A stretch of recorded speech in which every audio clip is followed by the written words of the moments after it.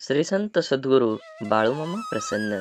आज बाळूमामा तुमच्यावर खुश झाले आहेत व तुम्हाला मोठा आशीर्वाद देण्यासाठी आले आहेत. आज तुम्हाला मामा आनंदाची बातमी देणार आहेत. लवकरच तुमच्या जवळ एक चांगली गोष्ट येणार आहे आणि त्यामुळे तुम्ही खूप आनंदित होऊन जाल. आणि तुम्हाला याचा अनुभव घ्यायचा असेल तर फक्त मामांवर पूर्ण मनापासून विश्वास ठेवा आणि हा संदेश मोजून 15 मिनिटं मन लावून ऐका.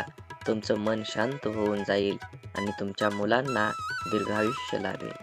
माणूस आयुष्यात यशस्वी होण्यासाठी नेहमीच धडपडत असतो. सर्व प्रयत्न करूनही बऱ्याच वेळा पदरी उपेक्षाच येतात. हे आपलं अपयश की भाग्य हे घोडं सुटायला अवघड जातं.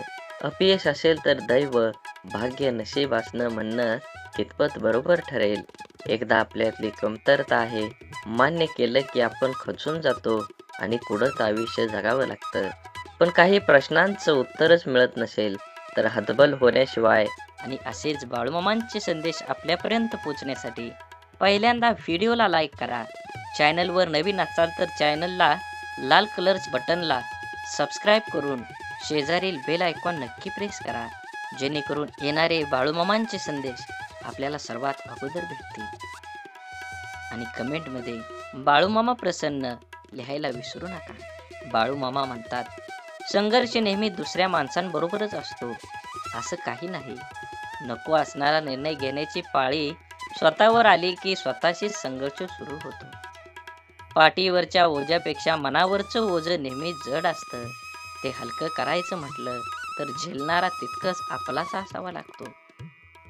माणसं जोडताना एक लक्षात असू द्या, प्रत्येक झाडाने फळ दिलंच पाहिजे असं होत नाही. तर काही झाडं सावलीसाठीही राखून ठेवावी लागतात. तुमची झालेली चूक तुमचा खरा शिक्षक असतो. म्हणून कोणतीही गोष्ट फुकट मिळाली की माणसाला त्याची किंमत वाटत नाही आणि तो त्याला पूर्ण किंमत देतही नाही. भरल्या बाजारातून मी खूप वेळा रिकाम्या हातानेच परत येतो. पूर्वी पैसा नव्हता आणि आता पैसा असूनही कोणत्याही गोष्टीची इच्छा होत नाही. आपल्या अडचणींवर मात करण्याचं सामर्थ्य फक्त आपल्यावरच असतं. इतरांकडे केवळ सल्ले असतात. कोणी सांगितलं असेल तेवढंच काम करावं, नसेल जमत तर विषय सोडून द्यावा. उगाच वेळ आणि मेहनत वाया घालवू नये. खेळ कोणताही असो, तो जिंकण्यासाठी खेळता आला पाहिजे. जीवनात लोक काय म्हणतील याची पर्वा करायची नाही, म्हणजे माणसाला सुख लागतं. सुरुवात करणं सोपं आहे, पण चिकाटी ही एक कला आहे. हृदयातल्या मंदिरात अंधार असेल तर घरातल्या देवघरात दिवा लावून उपयोग नसतो. रेशमाचा धागा निर्माण करणाऱ्या किड्याला रेशमाचा बाजारभाव कुठे माहीत असतो. नको नको वाटणारे विचार मनातून हुसकता न येणं ही काहीही नरकच आहे. म्हणून चांगला विचार करा, चांगलं बघा, चांगलं ऐका आणि असेच बाळूमामांचे संदेश आपल्यापर्यंत पोहोचण्यासाठी पहिल्यांदा व्हिडिओला लाईक करा. चॅनलवर नवीन असाल तर चॅनलला सबस्क्राईब करा आणि कमेंटमध्ये बाळूमामा प्रसन्न लिहायला विसरू नका. भक्ती म्हणजे नेमकं काय? दिवसातून 2 वेळा पूजा, आठवड्यातून एकदा मंदिरात जाऊन देवाचं दर्शन आणि अमुक एक वारी, उपवास झाली भक्ती. मग इतर बाकी वेळ दुसऱ्यांचा उपहास. पाठीमागे त्यांच्याबद्दल अपशब्द, अहंकार, गर्व आणि अट्टहास ही भक्ती नाही, ही आहे सक्ती. सगळे करतात म्हणून आपण पण करायची सक्ती. भक्तीत शक्ती असावी, सक्ती नसावी. कुंभाराला मग्न होऊन मडक्याला आकार द्यायचं पाहावं. जोपर्यंत मडक्याला हवा तसा आकार मिळत नाही तोपर्यंत कुंभाराचे हात त्याला आकार देत असतात. ती खरी भक्ती. आईला आपल्या लेकराला गोंजरताना पाहावं, ती खरी भक्ती. एखाद्या संताला बेधुंद होऊन अभंग गाताना पाहावं, ती खरी भक्ती. चिमणीला आपल्या पिल्लांना भरवताना पाहावं, ती खरी भक्ती. मनापासून केलेली गोष्ट प्रत्येक म्हणजे गोष्ट भक्ती होय. अहो, ज्याने संपूर्ण सृष्टी निर्माण केली त्याला जाऊन माणसं हे काम झालं तर तुला अभिषेक करेल किंवा आणखी एक देणगी देऊन लालूच दाखवतो, त्याला भक्ती नाही म्हणत. भक्ती हा निरपेक्ष, नित्तळ, निर्मल आणि प्रामाणिक भाव आहे. भक्तीच्या सीमा त्या पलीकडल्या आहेत, किंबहुना भक्तीला सीमाच नाही. भक्तीच्या सीमा ठरवायला जातो ना, तिथेच आपण फसतो. म्हणून तर बाबूजी एका भगवद्गीतेत म्हणतात, देव अंतरात नांदे, देव दाही दिशांनी गांदे, देव आभाळी सागरी, देव आहे चराचरी, देव शोधून या पाहावी, देव सहानुभूती या ठाई. म्हणून एक शेतकरी होता. तो आपल्या शेतात मशागत करायचा. त्या शेताच्या मधोमध दगडाचा एक भाग जमिनीचा वर पसरला होता. त्यामुळे तो अनेक वेळा त्याला अडथळ्यानंतर पडला होता. त्याला काढण्यासाठी शेतीची बरीच अवजारे तुटली हे कळत नव्हतं. रोजच्या प्रमाणे आजही तो पहाटे शेतीला गेला, पण वर्षानुवर्ष जे घडत होतं तेच घडलं. पुन्हा एकदा शेतकऱ्याचा नांगर दगडावर आदळून तुटला. शेतकऱ्याला खूप राग आला आणि त्यांनी मनात विचार केला की आज काही झालं तरी हा खडक जमिनीतून काढून या शेताबाहेर टाकायचा. त्याने लगेच धावून 2-4 जणांना बोलवून आणि सगळ्यासह त्या दगडापर्यंत पोहोचला.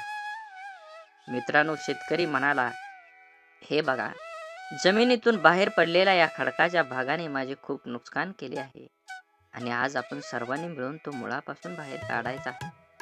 असं म्हणून तो फावड्याने दगडाच्या काठावर मारू लागला. पण काय, त्याने 1-2च मारले आणि संपूर्ण दगडातून बाहेर जमिनीतून बाहेर पडला. एकत्र उभा असलेले लोक आश्चर्यचकित झाले आणि त्यांच्यापैकी एकाने हसून विचारलं, का भाऊ, तुमच्या शेतात मधोमध एक मोठा खडक गाडला आहे असं म्हणायचे, पण तो छोटा दगड निघाला. शेतकऱ्यालाही आश्चर्य वाटले की वर्षानुवर्ष जो त्याला मोठा खडक समजत होता, प्रत्यक्षात तो एक छोटासा दगड होता. आधी काढण्याचा प्रयत्न केला असता तर एवढा त्रास सहन करावा लागला नसता आणि मित्रांसमोर आपली चेष्टा केली नसती, अशी खंत त्याने व्यक्त केली. सांगण्याचा हेतू एकच, हाच की शेतकऱ्याप्रमाणे आपणही जीवनातील छोट्या छोट्या अडथळ्यांना अनेकदा मोठे मोठे मानतो आणि त्यांना सामोरं जाण्याऐवजी त्रास सहन करत राहतो. गरज आहे ती वेळ वाया न घालवता त्या संकटांची लढण्याची, आणि जेव्हा आपण हे करतो तेव्हा काही वेळातच खडकासारखी दिसणारी समस्या एका छोट्या दगडासारखी दिसू लागेल, ज्याला आपण सहज ठोकरून पुढे जाऊ शकतो. म्हणून माणसाला मीपणात आजूबाजूच्या सगळ्या गोष्टी विसर पडून जातो. त्याला हे कळत नाही की कुणी जन्माला येताना कुठलंही लेबल लावून जन्माला येत नाही, तर फक्त एक माणूस म्हणून जन्माला येतो आणि मरतानाही एक माणूस म्हणून मरत असतो. तेव्हा आपण जिवंत असताना आपल्यातील माणसांना कधी कधी सोडचिठ्ठी द्यायची नाही, कारण शेवटी तुम्ही एखाद्या पदावरचे अधिकारी किंवा विविध कार्यातील गुणवंत म्हणून कसे आहात यापेक्षा तुम्ही माणूस म्हणून कसे आहात हे जास्त महत्त्वाचं असतं. कारण आपलं ते गुणवंत व्यक्तिमत्व हे आपल्या आयुष्यातील यशांच्या शिखरावर असताना लोकांना भावलेली मुद्रा असते. त्या काळात आपल्या हाती सत्तेची दोर असल्यामुळे सगळेजण आपल्याला मान आदर देत असतात. आपल्याला प्रत्येक गोष्टीला अतिशय युक्तीने दाद दिली जाते. अगदी आपली माकड चाळे सुद्धा लोकांना हनुमंतांच्या सूर्यबिंब गिळगीपर्यंत गेलेल्या झेपेपेक्षा महान वाटत असते. परंतु इतिहासाचे धडे खोकून खोकून सुद्धा आपल्या हे लक्षात येत नाही की सगळा मामला भाटगिरी, हुजेगिरी, चमकेगिरी असते. जसं जगन्नाथाच्या रथाखालून जाणाऱ्या कुत्र्याला सारे लोक मला नमस्कार करतात असं वाटतं, पण रथ डोक्यावर बाजूला होताच पाठीवर काठी बसते आणि सत्याची जाणीव होते. तसंच आपलं होत असतं. तेव्हा या ठराविक कालमर्यादेत मर्याद असणाऱ्या तथाकथित मोठेपणांच्या ओळखीची हाव धरण्यापेक्षा शेवटच्या श्वासापर्यंत साथ देणाऱ्या आपल्या प्रामाणिक माणसाला अंतर कधी द्यायचा नसतो. म्हणून जीवन जगत असताना जीवनाचा आनंद घ्या, किंबहुना तुम्ही तुमच्या जीवनाचा प्रत्येक क्षणाचा आनंद घेतलाच पाहिजे. जीवन खूप सुंदर आहे, जीवनाला एक वळण दिलं पाहिजे. मोत्याच्या हारापेक्षा माणूस घामाच्या धाराने शोभून दिसतो, कारण मोत्याच्या हाराने श्रीमंती दिसते, ऐश्वर्य दिसत नाही. परंतु कष्ट करून घामाच्या जोरावर जे ऐश्वर्य प्राप्त होतं त्यामध्ये त्यांचं कर्तृत्व चमकत असतं. पावसाचे छोटे छोटे सतत पडत राहून ज्याप्रमाणे एक मोठ्या नदीला जन्म देतात, त्याचप्रमाणे आपण दररोज एकमेकाला पाठवलेले चांगले विचार सुद्धा जीवनात मोठे परिवर्तन घडवू शकतात. आयुष्य शांतपणे जगण्यासाठी मनाला अस्थिर करणारे असंख्य विचार थांबविता आले पाहिजेत. प्रत्येक शर्यत जिंकण्याआधी कठीणच असते. फक्त हार मानू नका. ज्याच्याजवळ स्वच्छ मन आणि निस्वार्थ असं माणुसकीचं धन असतं, त्याला प्रसिद्ध होण्यासाठी कोणतेही पद व पैसा अथवा प्रतिष्ठेची गरज भासत नाही. मोठे निर्णय घेताना भीती वाटणं चुकीचं नाही, परंतु भीतीमुळे मोठे निर्णय न घेणं हे खरंच चुकीचं आहे. प्रश्न होता, वजन वाढल्यावर काय करायचं? देवाचं उत्तर आलं, शरीराचं वाढलं असेल तर व्यायाम कर, मनाचं वाढलं असेल तर ध्यान कर आणि धनाचंच वाढलं असेल तर दान कर. त्या कलियुगामध्ये सर्वात श्रेष्ठ काय असेल तर ते दान आहे आणि दानामध्ये सर्वश्रेष्ठ काय असेल तर ते अन्नदान आहे. जेवढं आपल्याला होईल तेवढ्या परिस्थितीनुसार आपल्या समोरच्या व्यक्तीला अन्नदान केल्यानं फायदा होतोच होतो, पण पुण्याचं पारडं वाढतं आणि आपल्यावर हे देवाचे आशीर्वाद कायम राहतात. फुल नाही फुलाची पाकळी माणसानं दान केली पाहिजे. आंधळा माणूस एका मंदिरात गेला. मंदिरात दर्शन घेत असलेले लोक त्याला मागून म्हणाले, दर्शनाला आलाय, देवाला बघू शकणार का? आंधळा म्हणाला, काय फरक पडतोय? माझा देव तर मला पाहतोय ना. दृष्टी नसली तरी चालेल, पण तुमचा दृष्टिकोन चांगला पाहिजे, तर तुमच्या जीवनात विचारांचे पुष्प उमलते. आपला स्वभाव शांत व संयमी असणं सर्वांच्या दृष्टीनं हिताचं असतं. सतत चिडचिड किंवा तापटपणा चांगला नाही. त्याचा इतरांसोबत स्वतःला पण त्रास होतो. समोरच्या व्यक्तीचं बोलणं किंवा कृती एखादी परिस्थिती शांतपणे हाताळायला आली पाहिजे.